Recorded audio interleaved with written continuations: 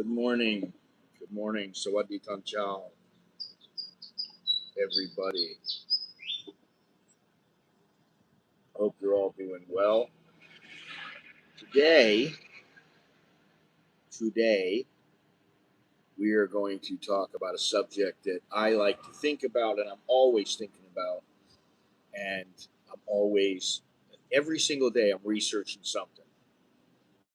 I'm always looking online, checking for places, where to go, what to do, thinking about where is it that I want to go. And that's what this leads into here. So it's a nice day here in Bangkok. The AQI is moderate. The AQI down in Wingsa, which we've been thinking about going down there again. Right now is 28, so it's quite good. Better than Bangkok, but I'll tell you what, where we are here, the AQI is almost always moderate to good. So the air pollution is not that bad here. It could be a lot worse.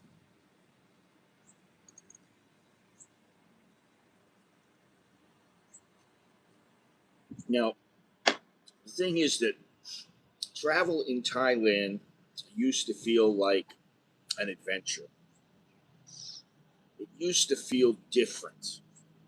And for people who have been coming here for a long time, maybe you can relate. For those who haven't been coming here all that long, maybe you can't relate. And I'm not necessarily saying that back then, back in the old days, was better in every way. That's not what I'm saying. Uh, you know, some things are unquestionably better today. The roads are better, the transportation is better, information is head and shoulders much better. The hotels, uh, the hotels are better, and the internet is better. Now, what I'll say about the internet is to give you an idea of what it was like when I first came here. We're talking about how it used to feel like an adventure, and now Thailand doesn't feel like as much of an adventure. And it's not just in Thailand, but it's worldwide. Um, when I first came here, I had a modem. They had phones the in the rooms. I had a little studio apartment, had a one bedroom apartment for a while, and in order to have internet, you needed to have a phone. So I had to have the phone in the room, which was um, the phone in the room. It cost 5 baht every time you made a call. So you had to have another connection to a phone, and you had to pay for that. Well, I did that. I had a modem when as I progressed and got into a nicer apartment, and this one was with everything was about 45,000 a month. Uh, I had two phones, and I had a modem. Now that particular resident was really nice, but the thing is that a modem is just terrible. It was awful. Every time you sign in, you hear the thing, and it was awful. So, um, but like I said, nowadays it doesn't really feel like as much of an adventure. And 25, 30 years ago, it really felt like traveling was an adventure because you didn't know what was around the corner. You didn't know if the guest house that you had heard about or talked about or seen in a book somewhere, if it was still there, if it was still open, if things were still good. Uh, you didn't know if the bus was going to come or how often it came. You didn't know any of that stuff. Now you go to a bus station, they got lines. They have a data board up. It's electronic. It tells you exactly where the buses are going. You just stand there, you look up, you go, oh, bus number 100. It's going to go this place. It'll be here in this long. Piece of cake, right? Um, Back in the day, when you got directions, you didn't always know that they were going to be the correct directions. You didn't always know that. So things were a bit different, and somehow that made travel a little more exciting. I look back and harken back to my first travels in Southeast Asia, and I think that they were probably some of the best that I've ever had. Let's see here. Where am I? Here we go. Oh.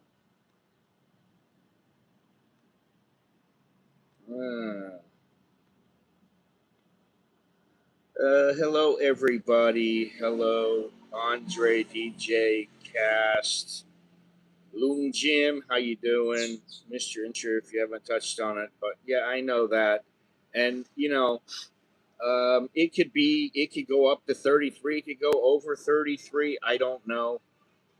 Um, that's the thing. What is this? Now we have a.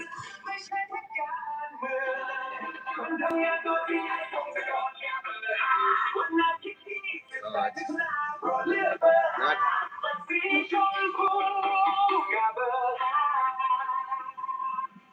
oh God.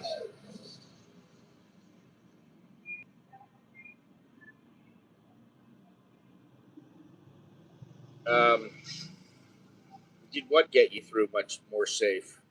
I don't know. Yes, this is live. Why? I don't understand. How come you don't know it's live? It's a live stream. It says live chat to the right. You should be able to see all the text on the right of your screen, and it should say live.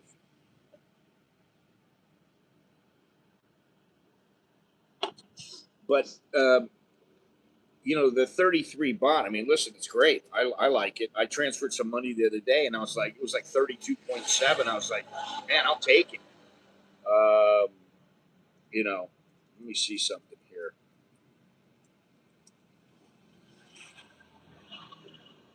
Oops.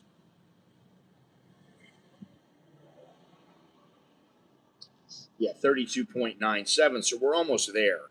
But this is a big jump because it's come from we were down to 32.62 about a week ago. I don't know what they're selling.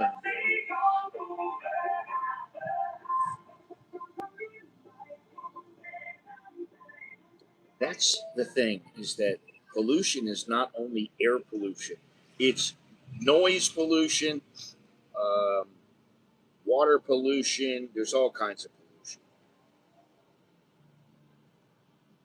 My little community is the safest place that I've lived. Well, Jim, that's all relative. I mean, really, is it safer now? I don't think so. It's safer. Yeah, I would say now that I think about it, yeah, it's safer. It's safer because you have communication. So if something goes wrong, you can get yourself out of it. If you get stranded, you can have somebody pick you up. You can do all kinds of things. You can use an app to get somebody to come to you or something like that. So there, I would say, yeah, it is safer now that I think about it. Just because of that, and I'm going to get into this in a little bit. But before I get started, my name is Scott, if you don't know that, and I've lived in Thailand for more than 3 decades now. And while I want to talk about travel feeling like adventure and why the feeling has largely disappeared, and whether that's a good thing or not, do me a favor, click like, subscribe, hit the notification bell. Um, and if you'd like to speak to me in a one on one consultation about moving to Thailand, retiring in Thailand, getting a visa in Thailand, budgeting, YouTube, life overseas, whatever it may be, you can contact me at anamericaninbangkok@gmail.com. All the information is down below in the description. Okay, so when I arrived in Thailand, there were no Google Maps, no smartphones, no Facebook groups, no YouTube channels exploring every destination in details, no hotel reviews from. What is that? What is that? Let me see. I think it's for a vote or so. I don't know. I didn't get a chance to read it. But there's no hotel reviews, and if you wanted information, you had to buy a book. It could be Rough Guide or Lonely Planet. I don't remember if they. I don't remember if I think Lonely Planet was out, but it wasn't that big. And what I had was Let's Go Travel. I've talked about this before. Let's Go Travel. And I had this book called 20 Greatest Party Destinations in the World. And I just remember bringing it to work, and every time I had to go to the bathroom, I would sit in there for 10 minutes and read through the book, and have it motivate me to travel. It would keep me motivated. I used to read that. I used to look at photos from. There's a couple of friends I had. I I had some info from the guy who trained me in Muay Thai. He was a guy from Thailand. He's still alive. Still lives in, I don't know where he lives, but he's in the United States still. And I got information from him, and I had a couple of other guys who had been to Thailand. They had some photos, and they would show me the photos, and I would sit there and just pour through them, look at them over and over again, and then I would read my books, and that kept me motivated. Um, but maybe when you get to Thailand back in the day, you would ask somebody at the guest house where you were staying, for, oh, you've been here for 3 weeks. Oh, could you give me some information? And maybe they would help you out. Sometimes that information was useful. Sometimes maybe it was out of date. Um, maybe you show up, and you discover the restaurant you thought was so good or would be so good or was highly recommended. It's not there anymore. And like guest house guest houses, sometimes they change ownership. Sometimes things happen. And, I remember there's a place I wrote about called the Jolly Frog. I don't think I named it in my book that I wrote, but that was the place where I was walking down the street and I thought, oh, I've got to go. I got to hit the head. I got to go to the bathroom. And I had to run to get in there, and I was struggling to get my key in, and I just went in the bathroom and everywhere. It was the Jolly Frog. That was the name of it. Then, I don't know, 10 years later, I thought, I'm going to go there. I'm going to stay at that place again. It's not the Jolly Frog anymore. It's the Smiley Frog. So sometimes they had changed ownership. Things were different. They didn't have any Israelis working there so that they could stay in the establishment, which that was okay by me. But, um, it could be something small, maybe the schedule changes or something like that. But, getting lost was very normal back then. If you think about it, and you think about now, because now people panic when Google Maps, they lose the signal for a couple of minutes, or they just lose the signal. "Oh, I don't have Google Maps. What am I going to do?" Getting lost was part of traveling. You just accepted it. And I remember, I mean, I traveled all over. But by the time I had come to Thailand, I had been to a lot of countries. I had been all over the United States. And I remember going through the United States, just walking down a street. I didn't even know the street. I didn't know where it was. All I had was some money. And if I wanted to go somewhere, I could, but I would have to pay, and I'd have to figure out what the best way to get around was. Sometimes, I mean, I remember taking the Greyhound, you know, um, but sometimes you'd miss a turn. You'd end up somewhere in a village, and you just keep walking. And that's the thing is, when you walk, that's when you see things. You're not going so fast. You're passing everything up. You might ask three people for directions and get different directions to to the same destination. You know, you'd have to figure out which one sounds the most logical and go to that, or you go to the one that's the least logical. But sometimes you come across a temple or a market or a river, whatever it is, maybe a coffee shop. And sometimes you go into neighborhoods and there would be no tourists. I mean, that's happened to me many times. Oh, right off the top of my head, in Myanmar, I went to this area and I was walking in this road and I just thought, there's no foreigners here. None. And it was like, you wanted coffee? Well, they had coffee shops, but they were not like coffee shops like you think of. Like, can I have a little espresso, please? No, they had coffee shops, they had tea shops, they had a lot of things like that. And I remember going to one of the first trips I took. Um, one of the first trips I took was in Bangkok. I was just tootling around and I got onto a tuk tuk. And this tuk tuk, he drove me to this temple. And he said, "Oh, this place is closed. You're going to have to go to this other place." I said, "Well, all right, whatever." I was like, "Okay, I'll take it as it comes," right? The next thing I know, we're going to a gem shop. And I said, "No, I don't want to go here. I don't want to go." And I ended up jumping off the back of the tuk tuk because I didn't want to go. I was like, "You need to let me get off." And finally, he slowed down. When he slowed down, I jumped off, and that was the end of that. But, if you think about it, like, I mean, I visited, if you guys remember, I visited Kutichin. That's the Portuguese area of Bangkok. And I don't see any foreigners there. I don't think I've ever seen a tourist there. Never. And you can get lost in there and you'll find your way out. It's just like going through, if you know Talat Noi, you go into Talat Noi and you walk around. Eventually, you just either you end up at the river or you end up back out on the street. And one way or the other, you can find your way around, but it takes time. You're gonna struggle for a while. But if you're using the Google, it's a piece of cake. You know, what's this? Let's see here. More safer to travel around to the past. The mystery and the adventure was better. Sometimes have to rely on the alternative to Google Thai wife GPS. Often shows hostility towards the women on Google Maps. That's the thing, Jim. I mean, I hate to do it. You have to be completely self sufficient. Like, you can go anywhere you want. Now, you may be near that. I don't know. Or you may be at that point. But I don't rely on my wife for anything. It's nothing against her.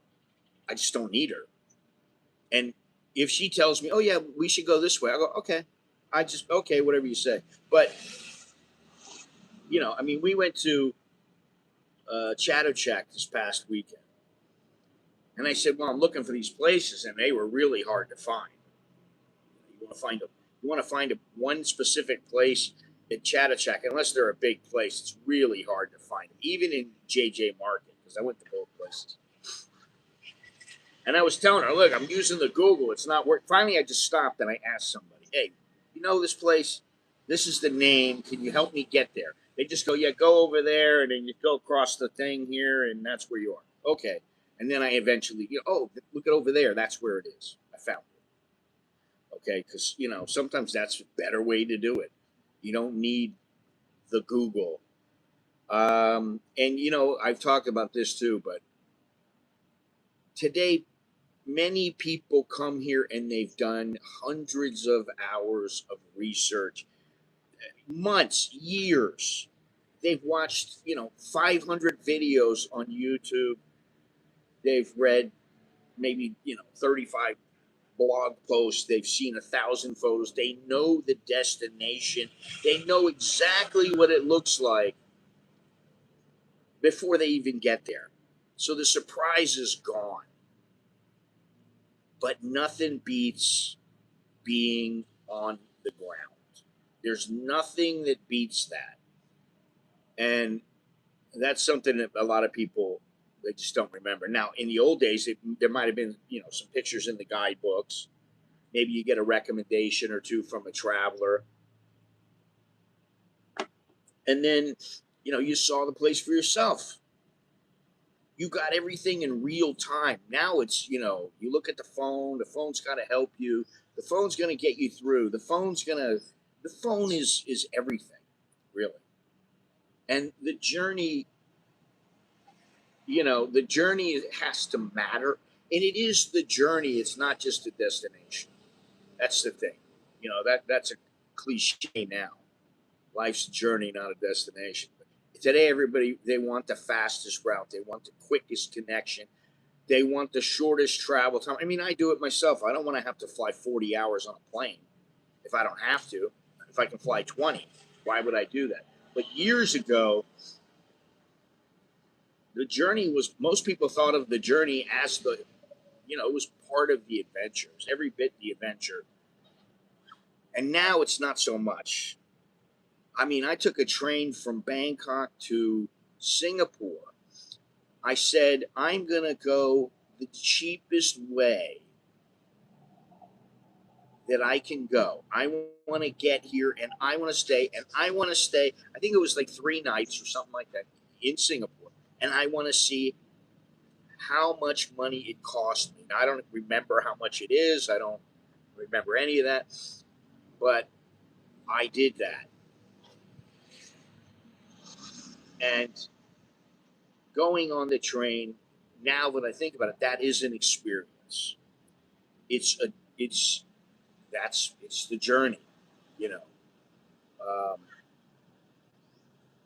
Sometimes you get something from them, they hand you like, something to eat, and you go, oh, this kind of looks a little wild. And then you eat it, and that's really good, or it's really bad. I don't go on buses much anymore because I just don't want to, because you're sitting for too long. So I don't really go on buses much. Um, yeah, but I do go on song towels.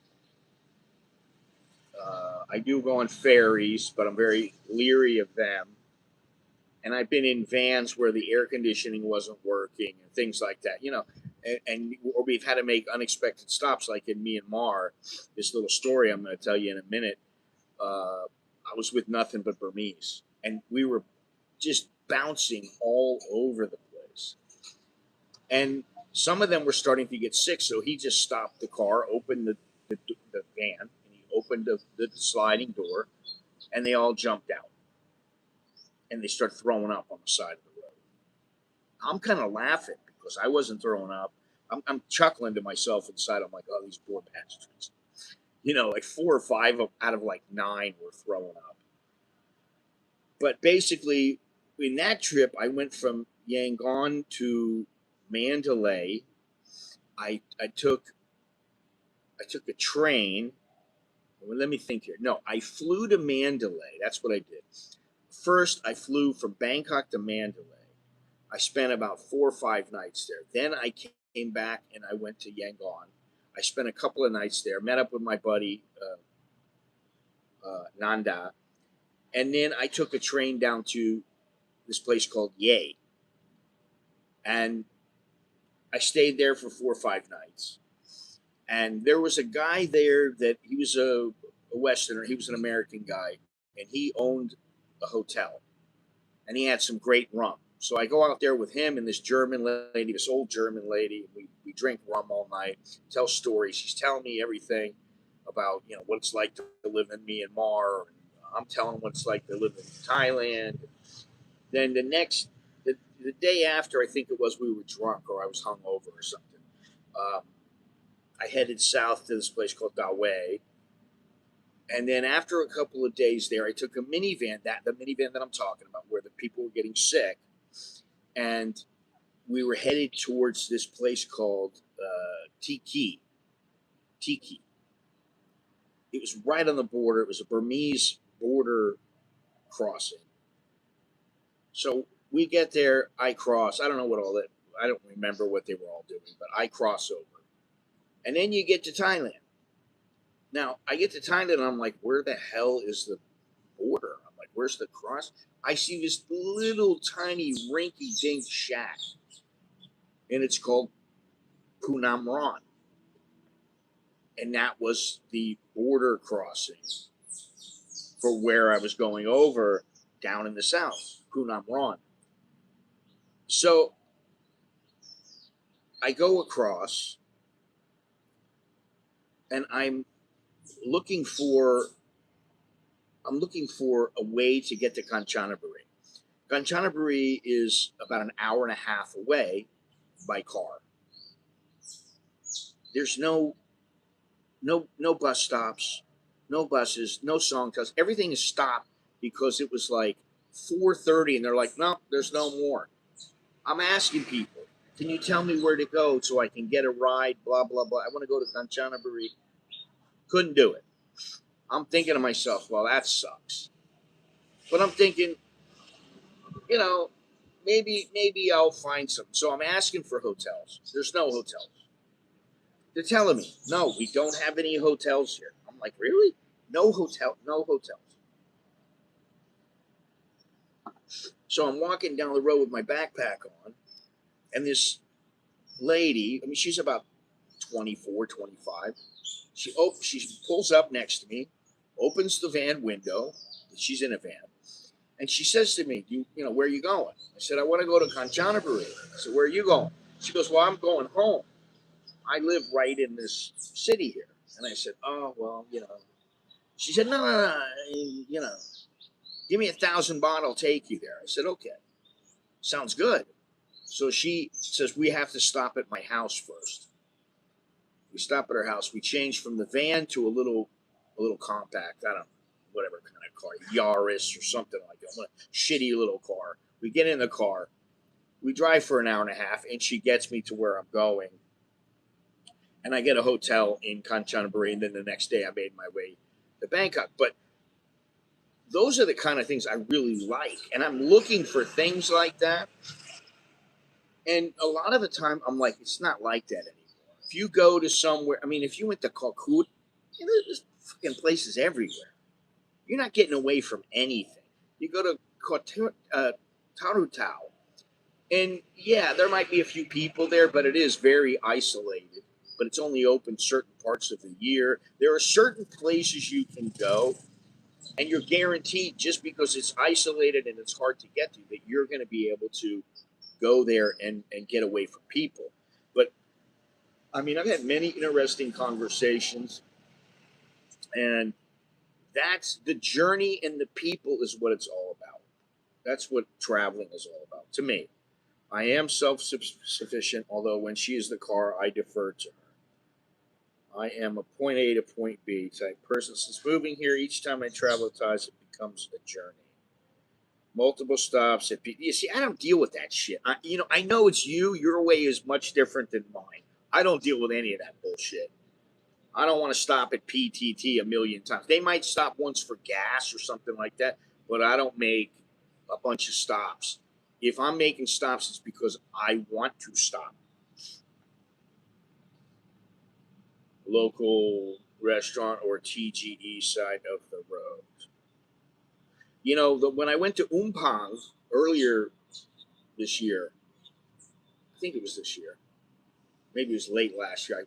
I lose track of time. But when I went to Umpang, I told the driver who was taking me to uh, to Umpang from Massaut, I told him I want to stop.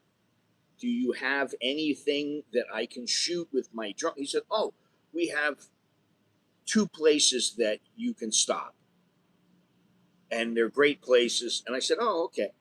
We get there. It's not like you go and there's like a big parking lot and you park and you're looking over a beautiful view and you fly the drone. No, it was you pull over on the side of the road, and maybe there was a little extra space, and you fly your drone right there. I mean, I put it like right next to the Songtao, because we went in a Songtao.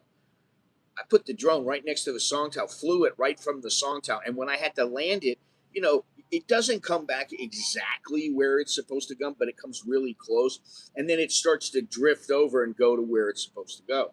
Well, in this instance, I was like, listen, there's no cars coming down. I just dropped the drone right there in the middle of the road, ran out, grabbed it, brought it back, because that way, there's not going to be any problems. You're not going to, yeah, it was just easier for me. But, that happened. And, then I'm going to Upang. You're sitting in a truck with a guy. You don't know him. You don't know him from Adam. And he's friendly. Hey, how you doing? Where you come from? And next thing you know, you're carrying on a conversation. And at times I'm like, all right, enough. I need some peace. I put my headphones on, start listening to music. An hour later, I take him out. Then I ask him some questions. I mean, that's how it works. But, in the past, there were still like blank spaces on the map. But these are like psychological blank spaces. They're not, it's not literal. And it's kind of like in Myanmar, they have a lot of that. Not only because of the fighting, but because of the fact that Myanmar has large swaths of forests that have never been gone through, or they've only been gone through by the indigenous people that live there. And that's what I'm looking for. But the thing is with Myanmar is that every place you're going to go, you're going to need to get a permit, which is a bit of a pain in the ass, especially at 10,000 baht a pop. If you got to get 5 permits, it's 50,000 baht just for the permits. But you could come across some island or some little town or mountain, whatever it is, mountain village that you've never heard of, and that still happens. But I think it used to happen a lot more, and I think much of the adventure for some people it's gone. I don't think a lot of people they want the adventure. They want to go. They want to go to Chiang Mai. They want to come to Bangkok. They want to go to Pattaya. They want to go to Chiang Rai. They want to go to Kanchanaburi. They want to go to certain places, Koh Samui. They want to go to these places. They don't want to go to Satun. They don't want to go to Bulon. What is it? Bulon Lay. I think that's what it is. They don't want to do that because it's in the deep south. They don't want to do these things. So, I've narrowed it down a little bit for myself, but today's, you just pull out your phone and in a couple of seconds, you've got video footage, you've got photos, you've got hotel reviews, um, you've got restaurant recommendations, you can get the street view. I mean, I was within about 20, I think it was 20 kilometers from my grandfather's crash area. I don't know exactly where he crashed, and I don't know if his plane is still there after 80 years, 82 years, 80, no, 80, 85 years. I don't know that his plane is still there, but I used Google Maps and Google Satellite and everything I could to see what the area was. And what it was nothing but jungle. So the chance of me getting in there is very, very slim. But for the most part, in Thailand, most of Thailand has become easier to travel. And like I said, a lot of things are better. To be fair, a lot of things are better, much better. The transportation, the safety, most of the time, the healthcare, the communication network, the banking. What you can find websites, accommodations. You can get directions. You have all the information you want now at your fingertips, and travel is easier than it ever has been. For most people, that's a good thing because a lot of people they don't want to go off the beaten track. They don't want to do that. And what I found is that usually the older you get, the less you see older people off the beaten track. You don't see that many people off the beaten track that are, say, 60, 70, 80 years old. It just doesn't happen. But the world has changed, and convenience comes with a price, and that price is adventure. I mean, if I wanted to go into Africa, if I had the money, I could pay to take a boat and go down the river, very safe boat, but it would cost me $20,000. Or you can get into a canoe. It might cost you $500, but it's not very safe. So you have to decide what you want, what you're after. And this isn't really about Thailand; it's about the world, because the same thing has happened everywhere. Technology has removed uncertainty largely. It has done that, and uncertainty is what creates adventure.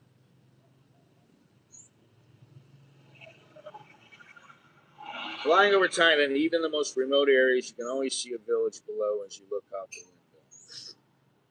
Yeah, pretty much. Pretty much. There are some places that I've been to that are very remote, but you still see a couple of things. I mean, when I went to Krabi, this is probably how many years ago? 3 years ago.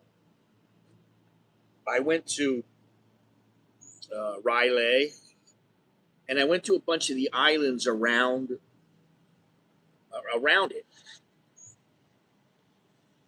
I think it cost me like 1,000 baht. I went for like half a day, and they took me to one particular island, and there was like three people on the island, and it was like one person sweeping up the leaves on the sidewalk that they put in there, and it was like one person that was behind the little counter of the drink shop, and there was some other person, like the ranger or something.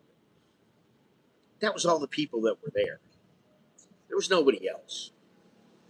Now, when I was leaving, somebody pulled up. But those are the kind of places. I mean, I went to one place and it was like you walk across the sandbar. There's an island there. There's nobody on it. You're the only one there. You time it right. Now, I've been to a couple of places like that in Vietnam, in Burma, in Thailand. I'm thinking about Cambodia. I don't know about I've been in Cambodia a couple of places. There's one place where they didn't have a road. Now it's paved. Um, Now it's paved, but when my friend and I took that road to go to Phnom Penh from, I think it was, what's the place, the border town, I can't remember it. It's like Trat, I think it's by Trat or something. It's a shitty little town. Um, but we took that road, and you had to go on three ferries to get to Phnom Penh. You had to go across three ferries. It was like 10 minutes every time you got on the ferry. But what happened to us one time, we did it twice. One time we got into a crash, and we had to sit there. The car was in the ditch. We weren't hurt, and we had to wait for somebody to come pull the car out and then bring another car so they would take us um, to where we had to go in Phnom Penh. I want to visit the PP Island. Okay, why is that? It's overrun with tourists, right? I mean, maybe you don't care, but it is overrun with tourists. It's pretty overrun. When was the last time you were in Cambodia? Oh God, it's been 5 years now, something like that. It's been a while, 5 or 6 years. I'm trying to think. It's been a while, and I would like to go back, but my buddy is not there now, so I don't want to go when he's not there. I want to go when he's there. But if I go, I want to do something that's an adventure. I want an adventure. I don't want to go just to go hang out in the city, sit in a bar at night, drink a beer with them, and have dinner. That's nice. I can do that for a couple nights, 2, 3 nights, 3 nights max. You know,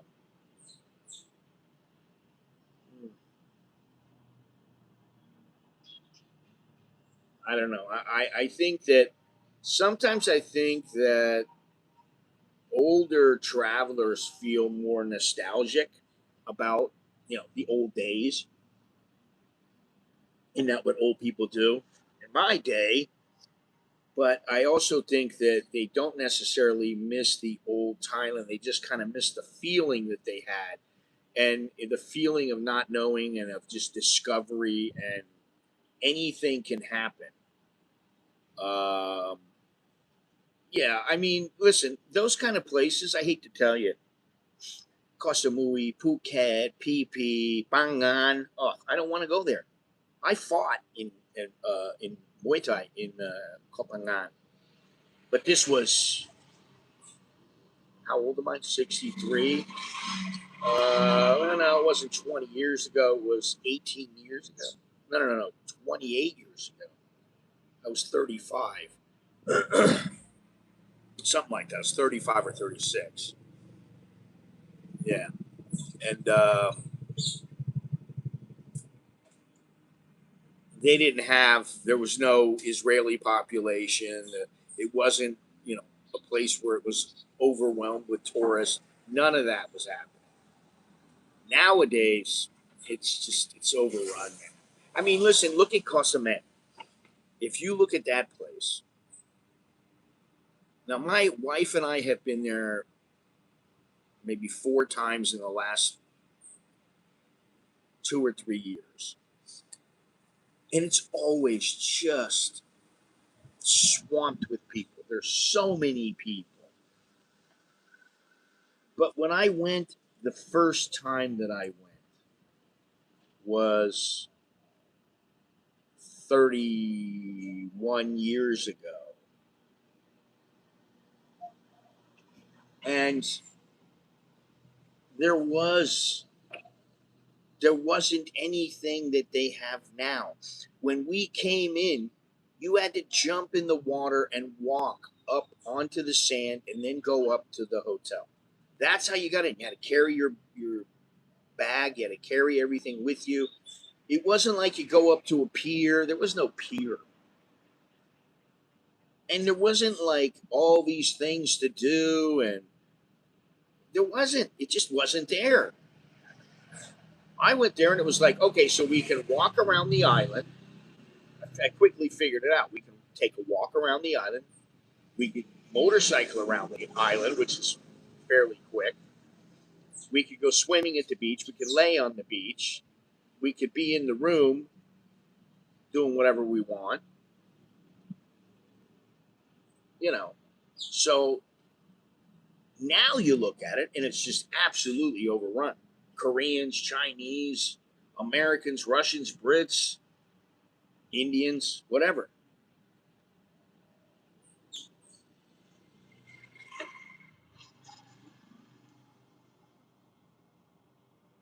Yeah, when you in the beginning it was you're figuring things out on your own. Now it's everything fits into your phone. Just don't let the phone die. You got to have a way to charge it up, and you're going to always be good then. You got to have a signal. Then you can always tap into your bank account. You can transfer money. You can do all kinds of things. And I've got a video coming up about 20 things, little things. You got a problem. How do you fix it? Well, you got to think about fixing it. You got to actually do it. But like little things that you can fix. Hey, listen, if you hate social media and you don't want to be on social media, you don't have to. You don't have to be on social media. Nobody says you have to do all these things. You're doing because it's a habit. So, yeah, you can still find adventure, but you got to work harder. And believe me, you got to work harder. You have to. For me, what I do is I try to put the phone away. I try to look for places and roads that I've never taken before, and I try to figure out, can I get here? Is it a place that I can get to? You might have to travel farther. It might be very inconvenient. And that's why a lot of people don't want to go to isolated areas. Umpang is an isolated area. You're going to have to take a bus or a songtao or a car or a motorbike. You know that's how you're going to have to get there. And it's, what is it, 4 hours? I don't really remember. It's 3, 4, 5 hours to get there. Depends on how you travel. So you're going to have to do all these things, and then you know, um,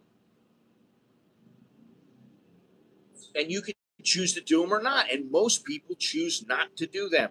Oh, I'm going to go to Pattaya. That's only an hour and a half away.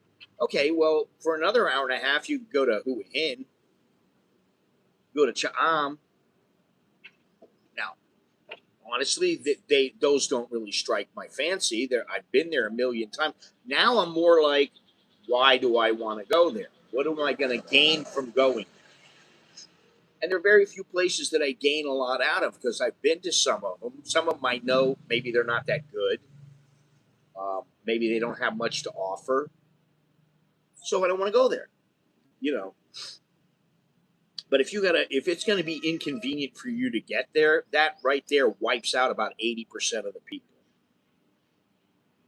You know, and then if you're gonna be part of the 20%, you have to understand that what you're doing is something that might be fraught with uncertainty, and you've got to talk to people along the way to find out little things that make you more localized, that make you understand the area.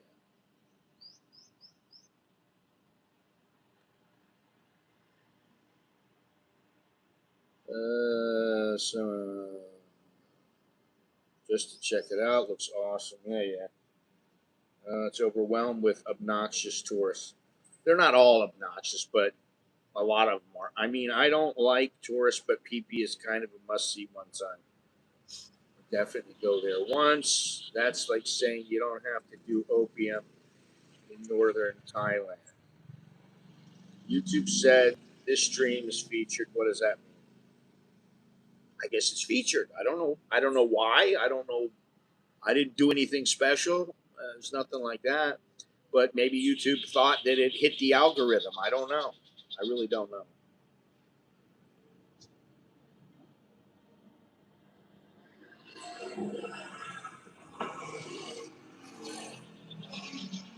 That's like saying you don't have to do opium in northern Thailand. I'll tell you that I did that when I first came. I went and I talked about it. I went down the Mapping in a longtail boat with a bunch of other people, and we were going in the longtail boat. Then we get off, we go on elephants, and then we went into the up to the part where we could start trekking. We start trekking because the elephants took us up in through the jungle, and we start trekking. And finally, we're tired. It's getting dark. It's starting to get dark. We hit the village, and they start asking, "Do you want opium?"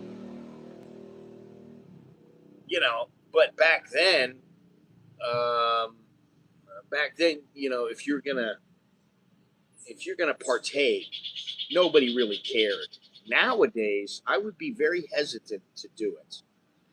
Uh, and I'll tell you, I thought, uh, God, it's probably 10 years ago. I was thinking about going to Laos, and the reason I was thinking about going to Laos is because uh, Laos has a couple of places that are very well known for being full of opium dens. And I thought, I'm going to go in and find out, hey, let me check this out. And I thought, oh, maybe I'll smoke a little. Maybe I won't. I don't know. But I thought, I'll go check them out. And what I really wanted to do was I wanted to photograph them. I didn't want to put anybody's face in it. I didn't want to, let the location be known or anything. I was thinking, I'm going to photograph it. Just like people smoking opium, you can see their hands or something like that. I wanted to do that. And I was really looking into it, and I started reading up, and I still got a couple of articles on it. I mean, these are now the articles were old then, but they were from like 1978, 1985, something like that. Um, and so when I started to read it, and I just thought it doesn't sound all that promising. It sounds to me like they will set you up, and then they will bring the cops in and they will bust you. Which you got to understand, if you're messing around with drugs in a country, that's what they do. That's what some places do. Okay, not every place, but some do. And so I decided not to go. I decided I wasn't going to do it because I thought, wow, I'd really like to do it for the experience and also to do it as a project, a photojournalist project. I didn't want to film anything or anything like that. Maybe now I would, but I know unless I had somebody from the Laotian government with me and I paid them off, I would not be going into any opium dens and I would be worried that I was going to get pulled in. They were going to throw me in jail, and I'm going to be stuck in some Laotian jail, and that's the end of me. How are flights to Bangkok looking? They're expensive. Aren't people all passed out all over the place in the hallways in those tents? Not really. Damn, I was born in 1987. I was born in 1962. Do you have an address for these places in Laos? Yeah, okay. Sure, I'll send you there so you can get arrested. Pretty smart, huh?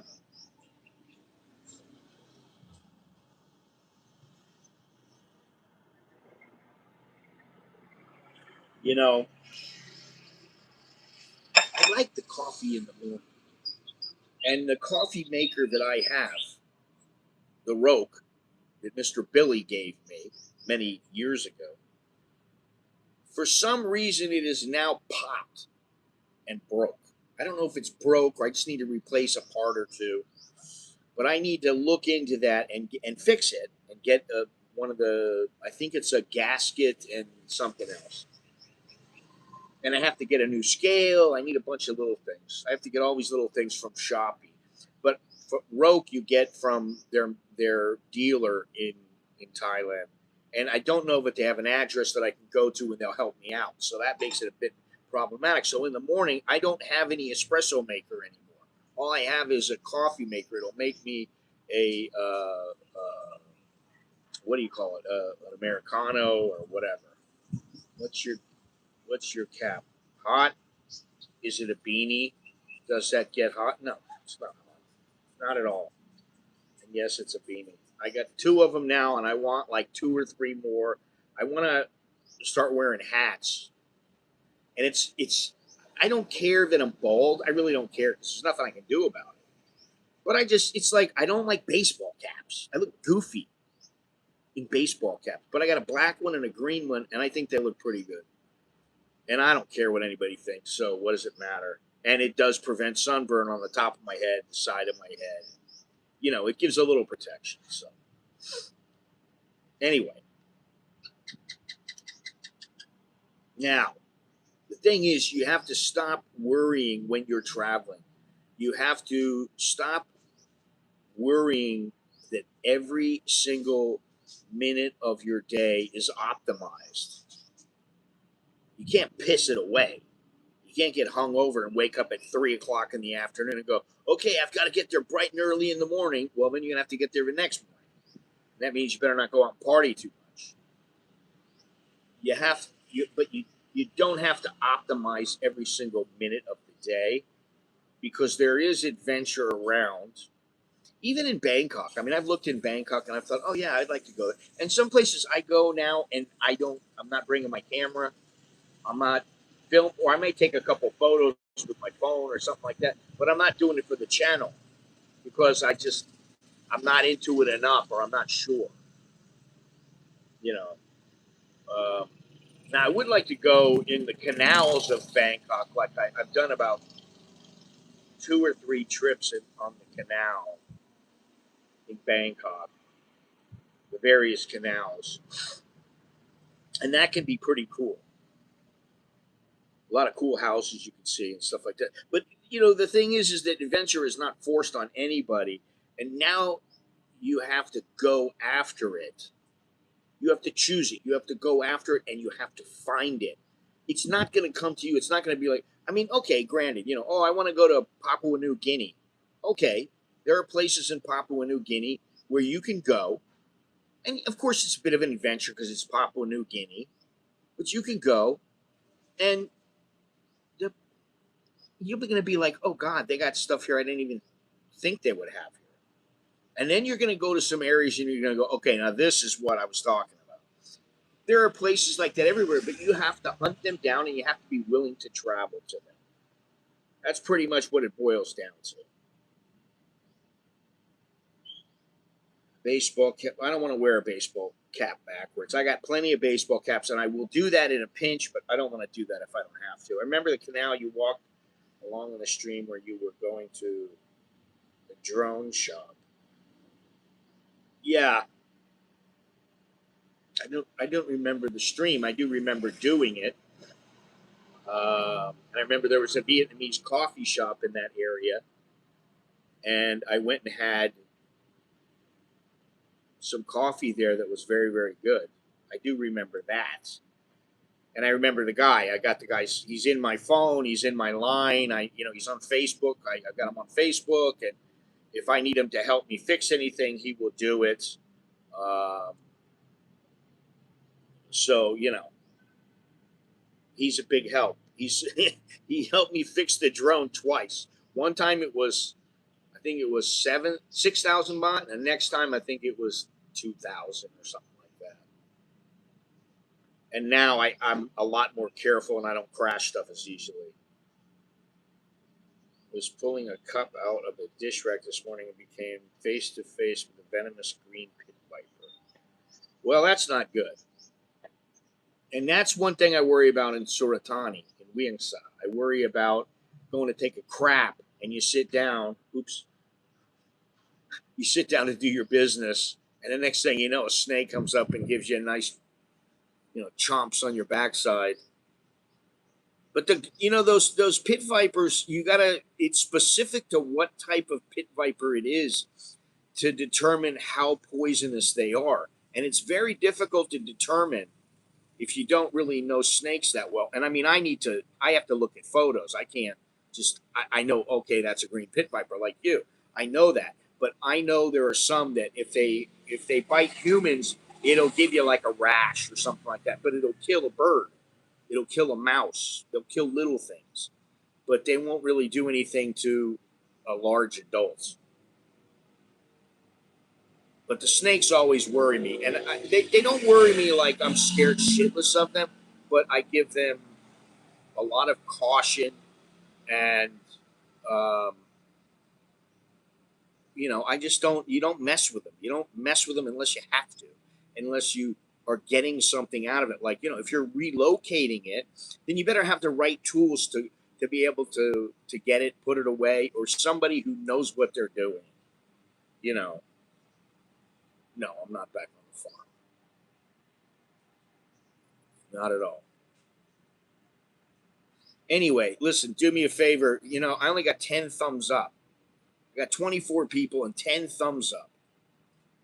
It's one thing not to get super chats and super thanks and have people sign up and make any money. It's another thing when I don't get thumbs up because it doesn't cost you anything. So please, if you want to hear more stories, you want to hear more things, you want to see some of the places that I go, you want me to continue to do something, you got to help in some way. Help give back a little bit. I got I don't know how many videos I got up, but I got something crazy. It's like almost 2,000.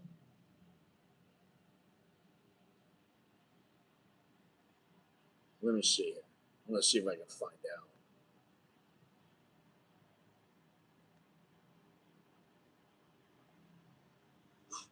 2,300, including all the live streams.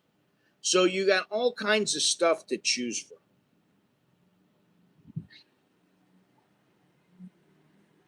So I would appreciate it if somebody gave me the thumbs up. Subscribe if you haven't done so already. Then if you want to do anything additional, that's up to you. You want to join, you want to do whatever. Took photos and video. It was our outdoor kitchen among dishes in the rack. Oh, well. Yeah. I don't know that I don't really like outdoor kitchens other than the fact that you're not going to burn inside the house. I understand the reasoning for them, but I don't like them just for that very reason.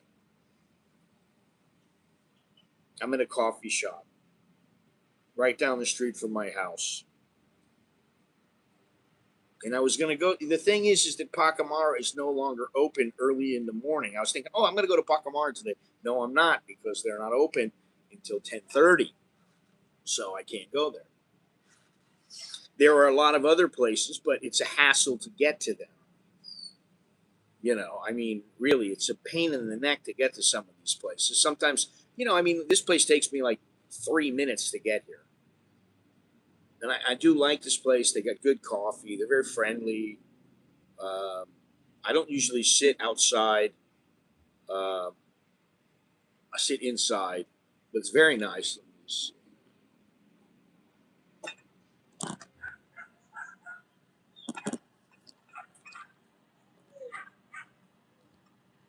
And to be honest, there is another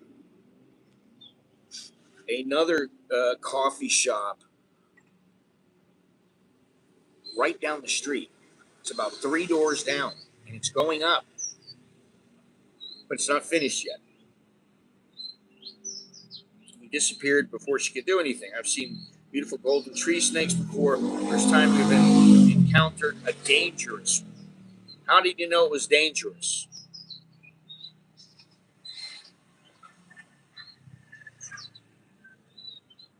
I'm curious to know that.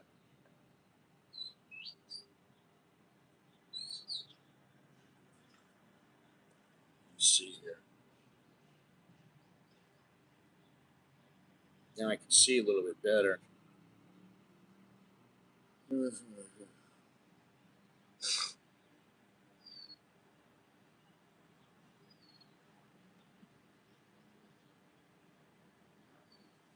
Oh, okay. Did you send it to the guy on YouTube? I forget the name of his channel, but there's a guy. His name is Vernon, and I think he's still in Thailand. He's been living here for a long time. He's been married. His wife's got a channel. And he knows his stuff when it comes to snakes. And one of the first videos I made was of a snake going after a tacaw. He was swallowing the tacaw.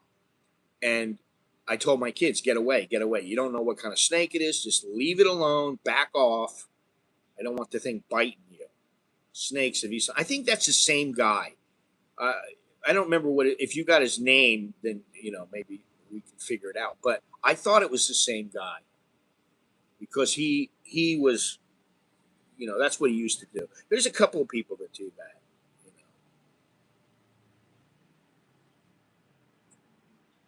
know. Who? Me? Cobras, crates, crocodiles, alligators. Um, I've been around tigers, but they've been caged up. Obviously that's not very dangerous. Although I've seen certain people get a little bit too close, and I was like, this guy's an idiot. Back away from that tiger. He's going to rip your arm off. Yeah. Sometimes I think that maybe Thailand hasn't really changed that much. Maybe it's me. I think maybe it's me, and I'm older. I'm more experienced, and I don't get surprised as easily. My feathers don't get ruffled quite so easily. Is Thailand still the petting sedated? I don't know, but they're sedated. I don't know. They don't have the. Um, oh yeah, sharks. I forgot about sharks. Yeah, I've been diving with hammerheads, with tigers, makos, but that was when I was young.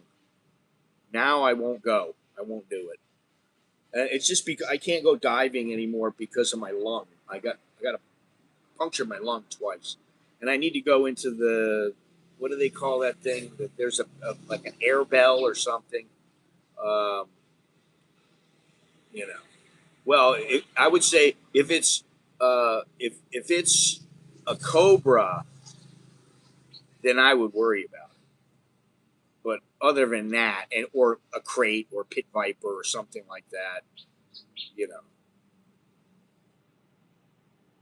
I can snorkel. There's not a problem with that. It's about diving, like going down, 75 feet, 100 feet, and diving. You have to go into a dive bell. Yes, you have to get your lungs checked. And I don't really want to do that because honestly, I dove when I was about 16 to 20, and yeah, crates are really nasty. Malaysian pit vipers, very nasty. There's some really nasty snakes in the south of Thailand. And that's why I'm a little hesitant, honestly. I'm always hesitant with my kids because if I was to get bit and then I die, okay, that's bad enough. But like if one of my kids got bit, I would be like, and my wife walks around in flip flops and stuff. I'm like, honey, put some shoes on. What are you doing? You know,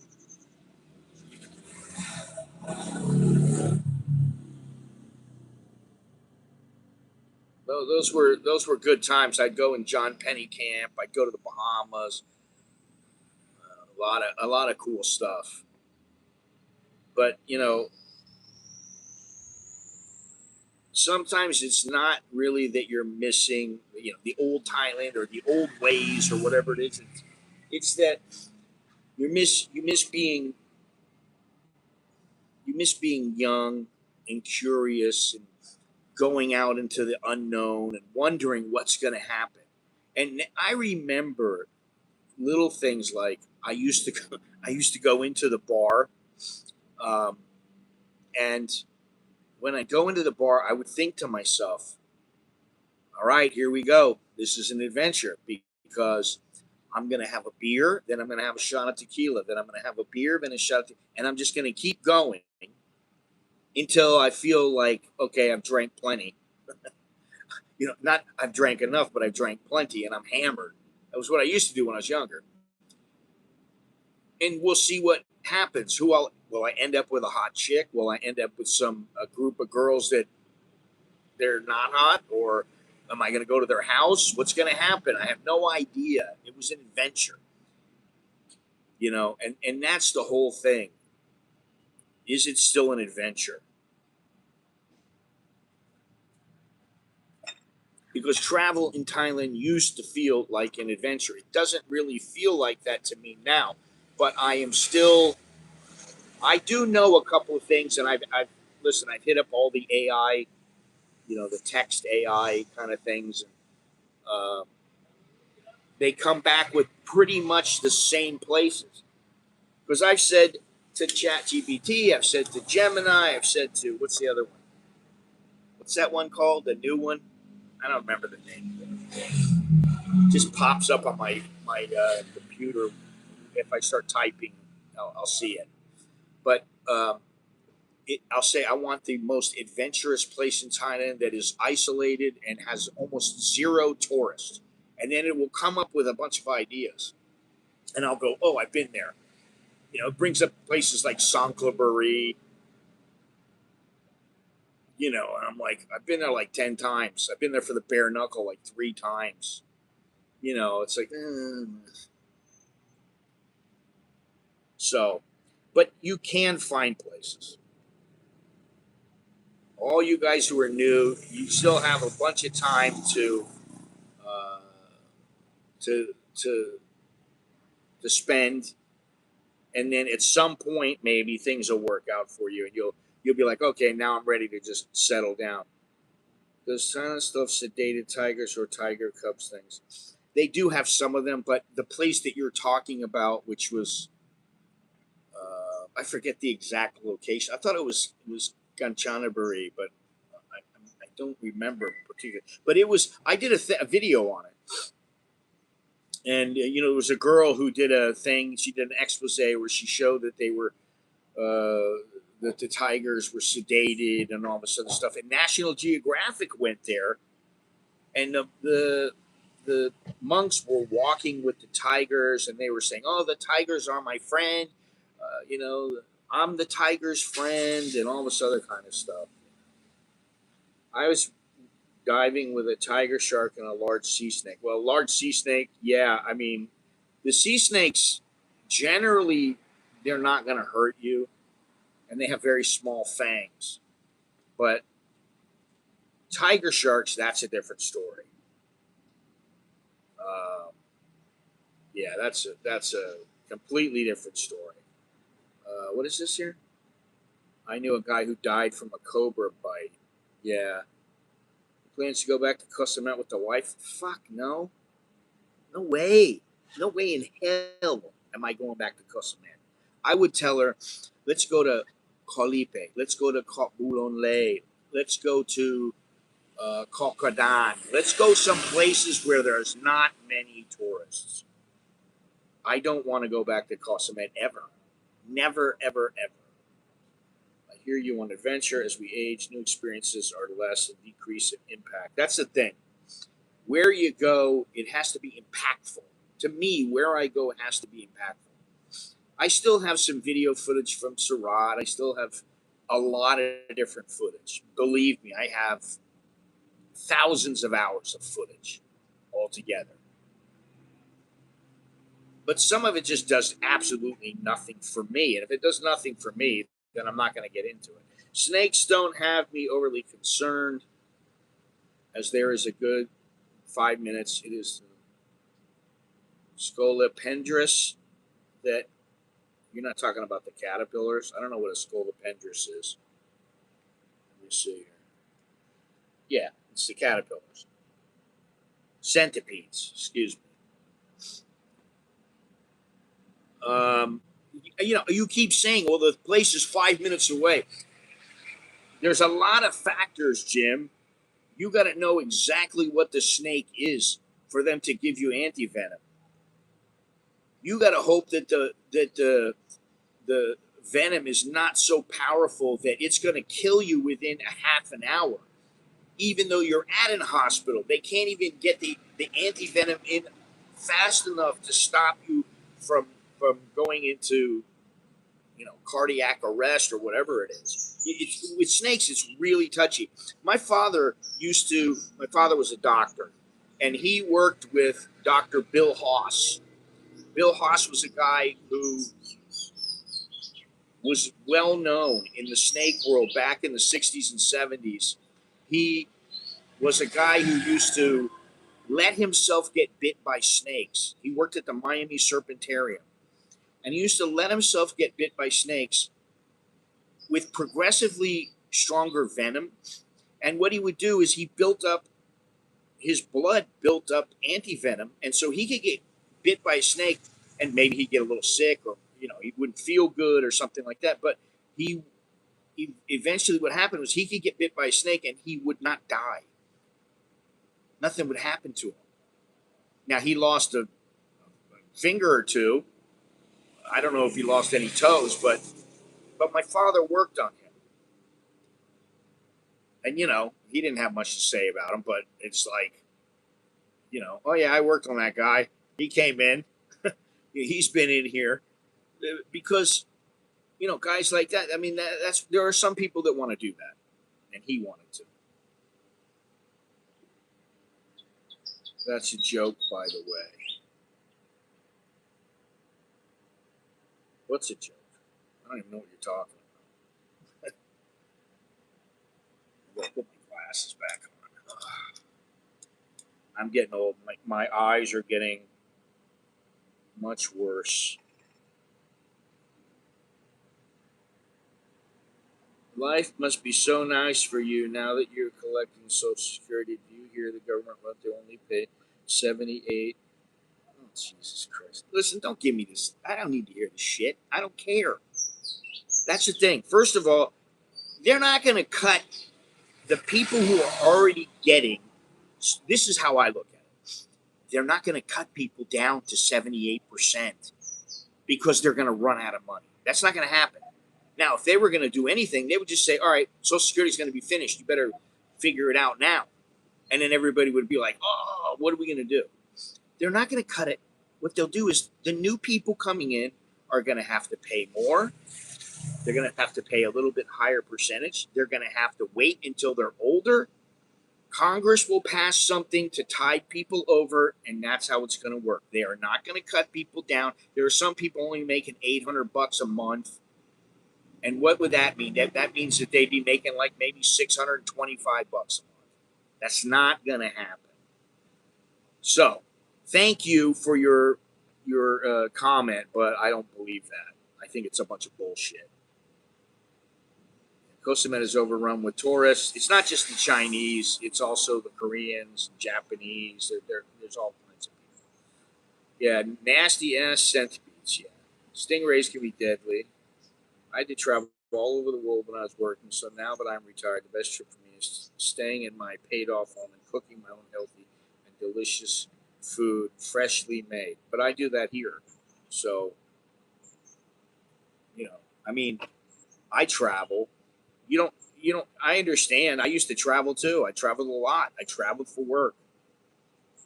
To me, the travel part is something that keeps you going and keeps you alive. It helps keep you alive. Hey, I'm going on this trip. Hey, I'm going to go on that trip. I'm planning this trip. I'm going to go here.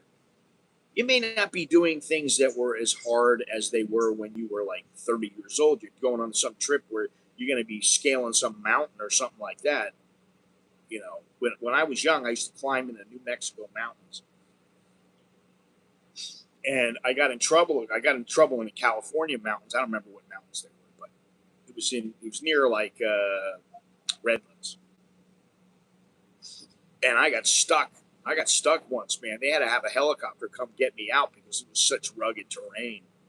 Um, but that's the thing that keeps you alive. It keeps me alive.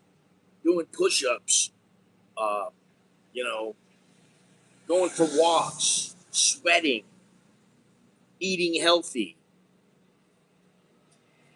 You know, all that stuff keeps you alive. I believe that, but I don't believe you should just stay at home and not do anything.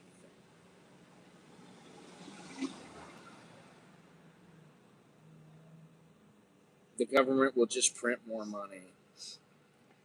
Well, I don't know what's going to happen. I really don't know what's going to happen, but I just cannot see them saying, "Sorry, you guys are out of luck." No, Redlands, not Reading. Redlands. What is it? The San Gabriel Mountains or something like that? I don't know. It's, I mean, it's been more than 30 years since I've been there, so it's been a long time.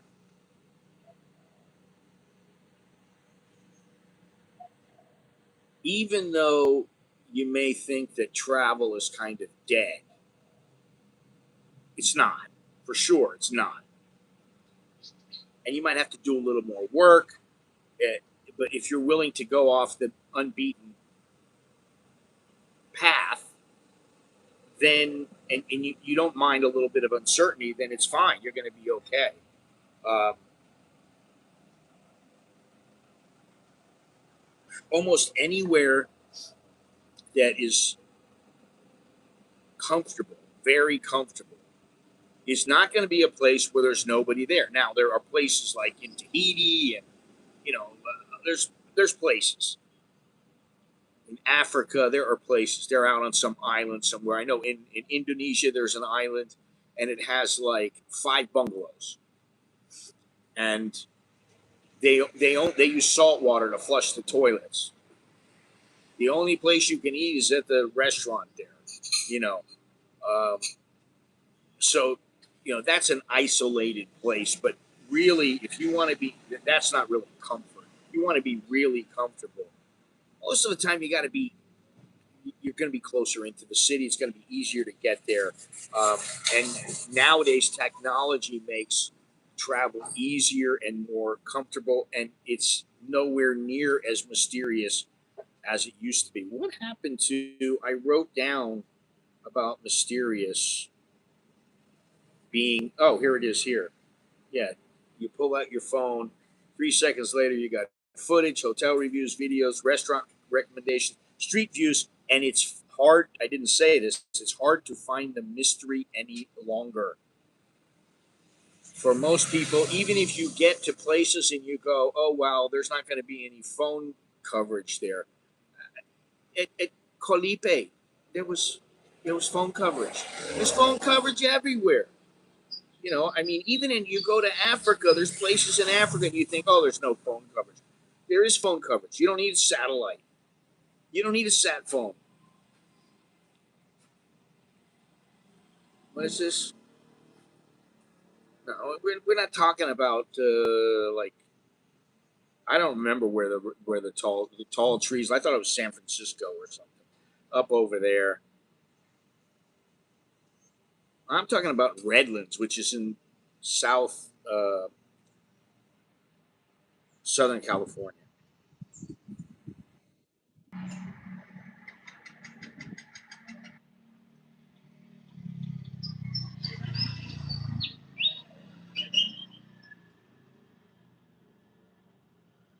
I've only been retired for about 4 years, so staying home is still so nice for me. I get to do all the deferred maintenance on my house and truck, just general upkeep on my stuff keeps me very alive.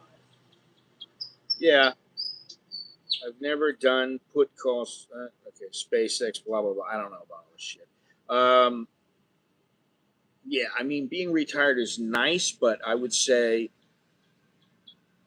I make it my job to eat better, to exercise at least a little bit every day, or almost every day, 5, 6 days a week, and to find things to do. I read a book all the time, constantly.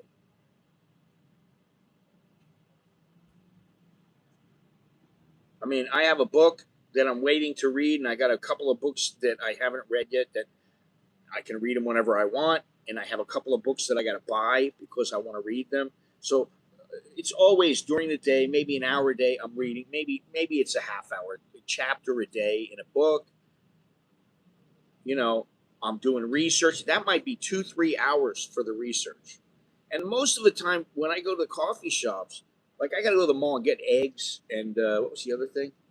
Yogurt. I got to get eggs and yogurt. That's all I need. Now I was gonna have it sent to my house, but the yogurt is touchy, and I want to get plenty of eggs because we go through eggs. Absolutely, it's absolutely too much. Uh, we go through way too many. Okay, I don't know if we need milk. Uh, shit, I'm gonna have to think about that too. So I'm gonna go do that. Then I'm gonna go get. I'm just having a cappuccino here, but I want an espresso. So I'm gonna go and get an espresso. And then I got plenty of life on my battery left. I'll sit there and I'll go through my ChatGPT, Gemini, these other AI places, and I'll figure out what are the things that I want to do. And I may do them next month. I may do one thing next month. I may do it in August. I don't know. But there are things that I got to do. Like I don't like streaming and just talking this subject, whatever the subject is. Travel in Thailand used to be an adventure. Okay, once a week is fine. Maybe you do it twice a week and then you go somewhere twice the next week. But I got to do stuff. I just can't sit around. It just bugs me, you know. How do you find the time to upkeep your home and stuff that you own and still do other things in your life? Because I wake up at like 5 o'clock in the morning and I go to bed at about 10 or 11. I got plenty of time. And I take my sweet ass time. I don't rush. I don't do anything that's going to make me hurry. Make sure to get blueberry Greek yogurt. I don't get blueberry. I just get plain Greek yogurt. No sugar, no honey, no nothing. No blueberries. I don't want that crap. I'm laying on the sofa watching Scott Mallon videos. That's funny. My buddy will send me a photo of his. He's got his big screen TV in Ecuador, and he'll show me on the big screen TV. Send me a photo of it or something like that, and I know he's laying on the sofa watching it. Worked with several people who, upon retirement, found glory just laying around their house watching TV. No way. Best to stay active and have a purpose. That's the word. Purpose. Purpose, purpose, purpose. Thousands of years old. Yeah, yeah, I know the redwoods are very old.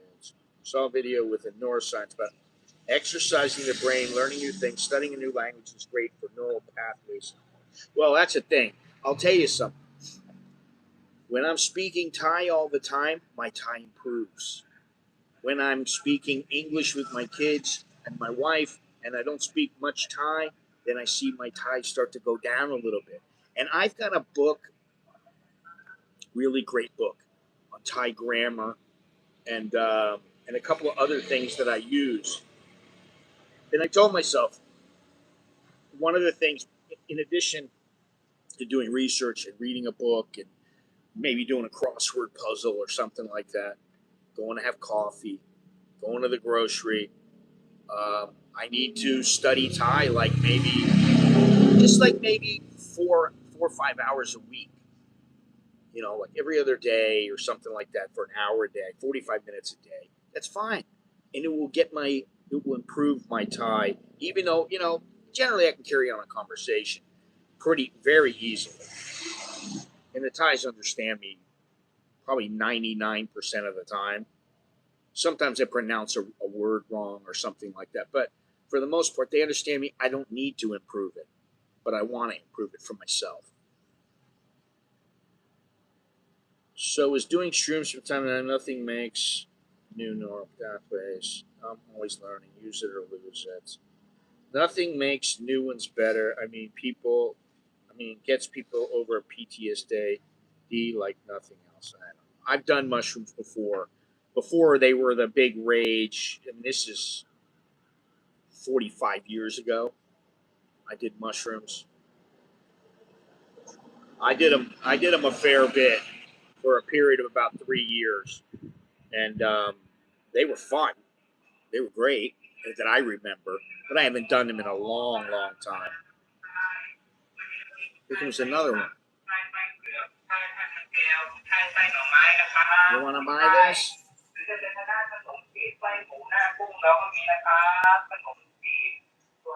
Kanong chin.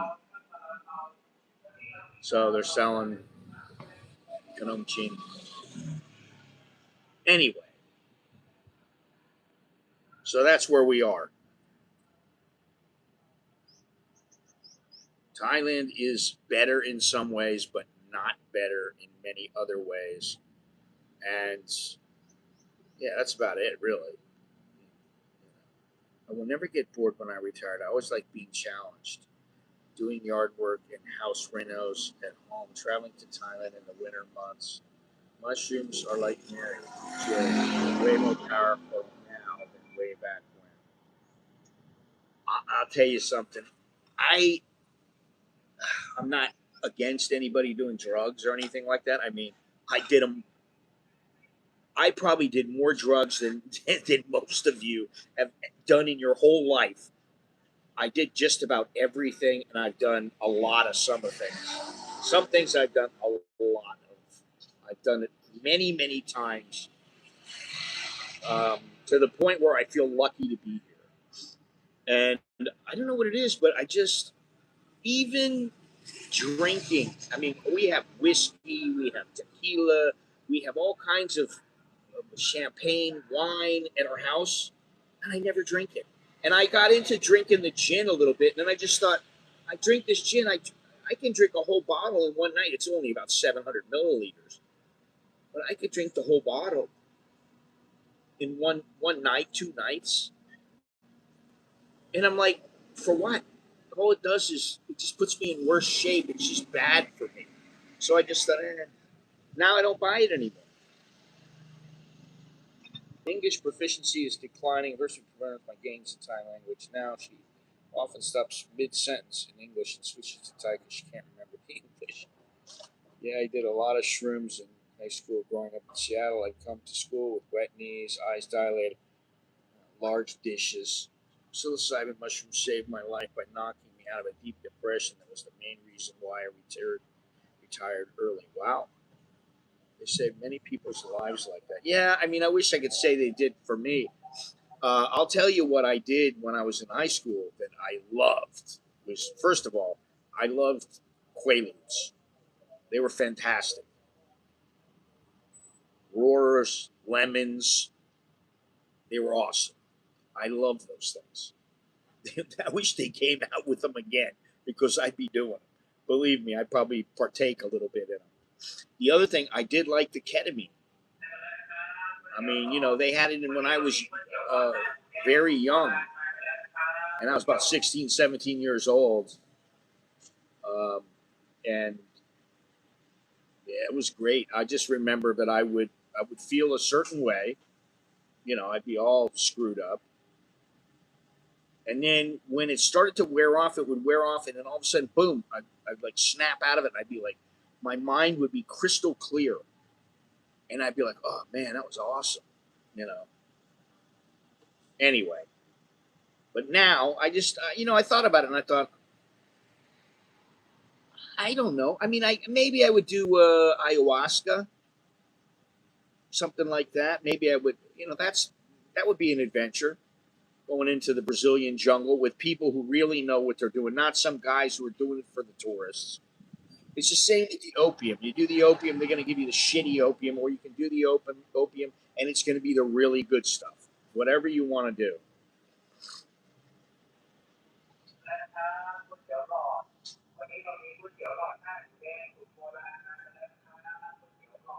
Yeah, they used to have um, what was that called? Mandrax in South Africa. Mandrax. I think it was Mandrax. Yeah, and those were like Quaaludes, supposedly. I don't know, but I'm glad I'm off all that stuff. I don't do any of that shit now. You know, it's like if I was drinking like one glass of wine every day, I'd be like, okay, that's good. It's good for your health. But like for me to do like mushrooms every day and smoke weed every day and do acid and do whatever, no, I don't want to do it.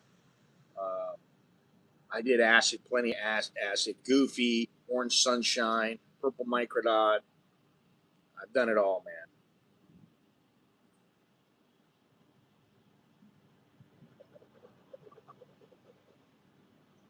A hero dose of 5 to 7 grams, the worst trip.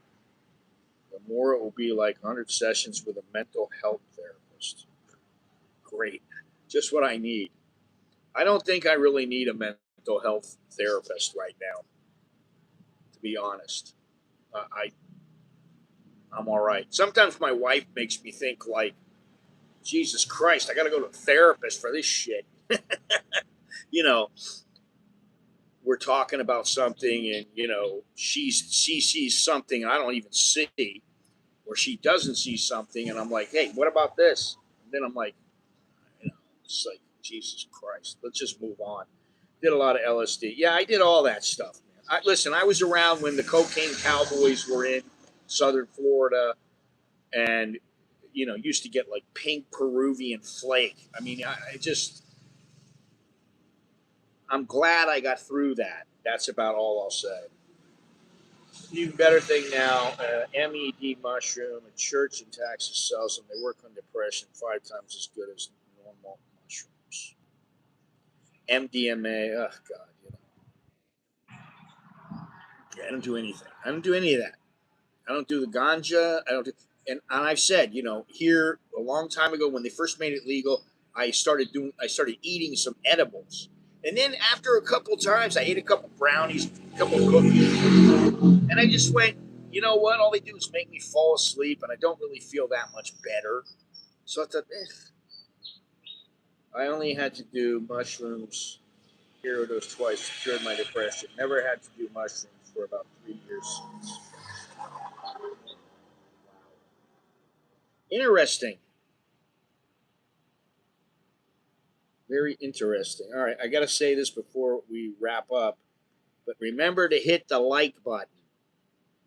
I'd appreciate that. Subscribe. Oh, there we go. Somebody, Jim of all people, thank you very much, Jim. Give him a like. I appreciate that. And this is the thing: when people give little donations, 5, 10, $20, let me tell you something. And I'll be honest about this. When I first started streaming, and a long time ago, I mean, I used to make maybe I make $2,000 from YouTube, and I'd be like, "Wow, I'm doing all right, man. This is all right." I don't make anywhere near that now. I might make 10, 15% of that. So when I get a little donation like this is what helps me to continue doing what I do, because now the thing is that the trips I'm going to take, they might be a bit more expensive than the trips I used to take. Maybe I could get by on, $500 on trips before, $700. Now it might cost me 1,000, 1,500, because I'm doing things that are more difficult, and people helping me like this is really what it's all about. So Jim, thank you very much. I appreciate it. Um, Appreciate it quite a bit.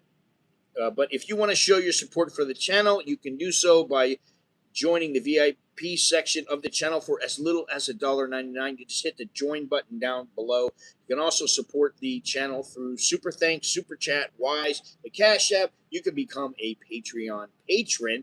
You can even use Zelle, if you know what that is, if you're in America. You can watch or share the videos. That's great. There are plenty of ways to support the channel, and all the links are down below in the description. So, finally figured out.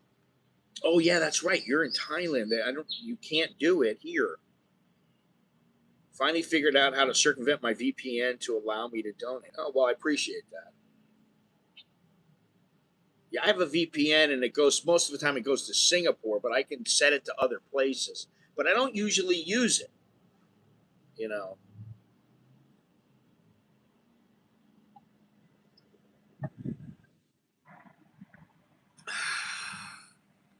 So thank you everybody for joining me. I hope you enjoyed the talk today. I'm thinking about going somewhere else in the next live stream. Maybe Conk Dui, maybe Chatter Shack. I don't know. I don't think it's going to be Chatter Shack this Sunday, because here on Sunday, I think it's this Sunday, is the UFC fight, and I want to watch the fight. I want to watch the fights. I get the fights on my TV. I have the Fire Stick, and I can get it. And what happened to Nepal? I could go to Nepal if I wanted with Chuck, but I'm not going. Poisonous frogs and not for mushrooms. Most people do not need more powerful than 5 grams of psilocybin. Good to know, but I just won't be taking any of that shit if I don't have to. It's like, listen, when I was young and the cocaine cowboys were around and all the coke was flooding Miami, I used to get shit that was absolutely, it was phenomenal. If I was to buy, I mean, first of all, I wouldn't buy it, but if somebody was to give me some here in Thailand, it would probably be stepped on so much.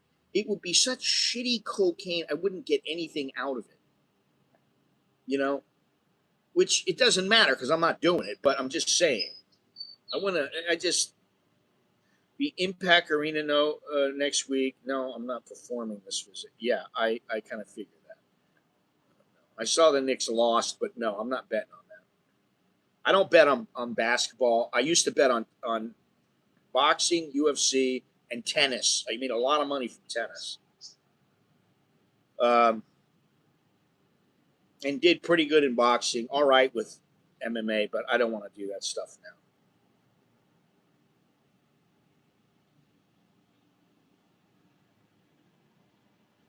Yeah, I don't want to do any of that. No betting, no drugs. I'm good little boy. Good little old man. So anyway,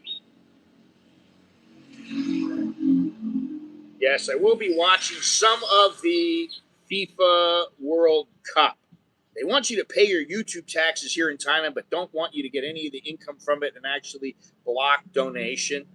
Sounds like the Thai way. Dude, I think you're talking out your ass, quite honestly.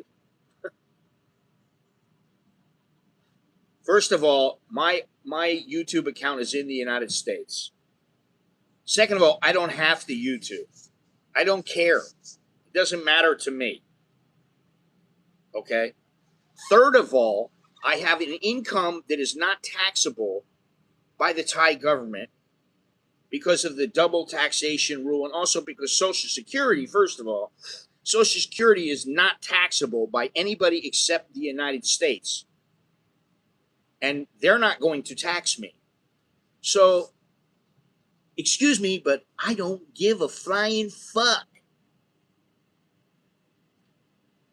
Technically legal, the church sells them and ships them all over the U.S. Interesting. Yeah, I don't give a flying, just telling you, man. Doesn't bother me at all. All the tax talk and all this bullshit that I hear doesn't bother me one bit, man. Not at all. If you're going to tax me and I actually have to pay, which I would be surprised, um, then I will pay. When you talk that way to your followers, you'll continue to have 24 viewers. Well, if you think I have 24 viewers, I don't have 24 viewers. I have almost 20,000. And you know what you can do? Because this is what I do. It doesn't bother me. You can say goodbye, my friend. That's all. Bye bye. I'll be watching the World Cup in a couple of days. What is it? 2 days. 2 days the World Cup starts. The U.S. is playing, I think, Paraguay. And I don't usually watch football, but I do watch the World Cup because there's so much emotion during the World Cup. There's so, what's the word I'm looking for? They're so motivated that it makes it worth watching.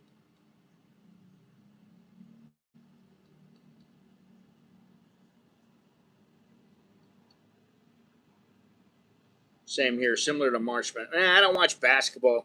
I mean, I could be watching. I guess I'll probably watch some basketball in the next day or two. I don't know. Um,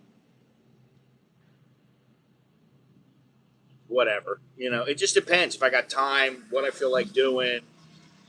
Sometimes I turn the TV on and I just sit there and I veg and I eat my food and I, take a little nap. Then I wake up and do what I got to do. And sometimes I don't even turn the TV on for 2, 3 days. So, you know,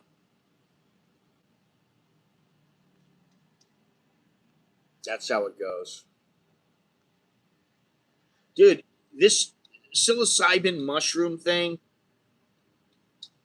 I understand it helped you and it's great for you, but like, nobody really cares about it, dude.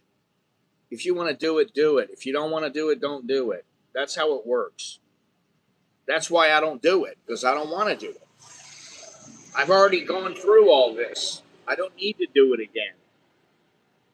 So, I mean, it's great that you can do it, get it. It's all that. It's great. I mean, have you ever done peyote?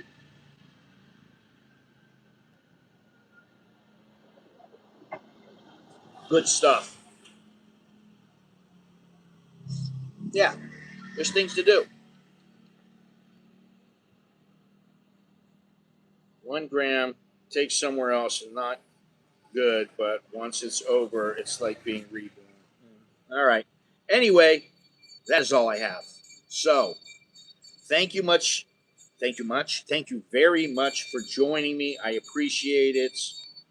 Great stream today. Yeah, I can't get into it. I'm sorry. I don't want to know about it. I just don't care. No offense to you guys, but it's just beyond my lifestyle now. So, um, do take care. Have a nice day, nice evening, wherever you are. I will talk to you later. That's all I have. So, I'm Scott. I'm an American in Bangkok, in Bangkok, and Chokdi, and my, which is good luck and see you later. Alrighty. So I'll talk to you guys. I don't know when. Maybe next Wednesday. Not going to be on Sunday. So I'll talk to you guys later.